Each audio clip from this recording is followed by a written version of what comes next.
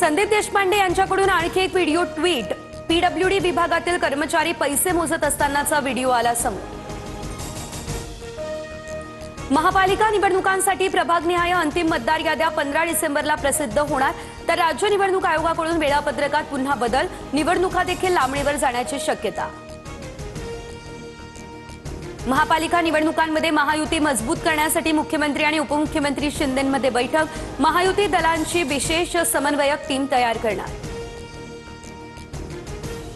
महापालिका निवडणुकांची तारीख सोमवार किंवा मंगळवारी जाहीर होण्याची शक्यता, पुढील आठवड्यात राज्य निवडणूक आयोगाची पत्रकार परिषद होण्याचा अंदाज।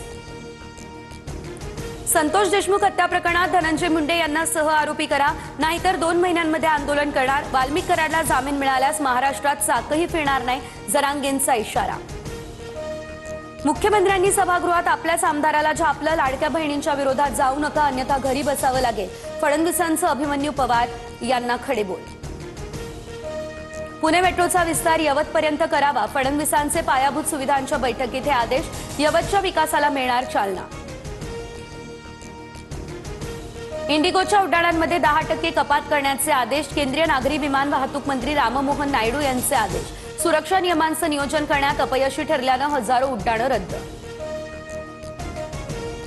नवी मुंबई विमानतळाला जोडणाऱ्या ईस्टर्न एंट्री इंटरचेंज प्रकल्पाचं काम युद्धपातळीवर सुरू, प्रकल्पाचं काम 6 महिन्यांमध्ये पूर्ण होणार, ट्रॅफिक कोंडीच्या कचाट्यातून होणार सुटका।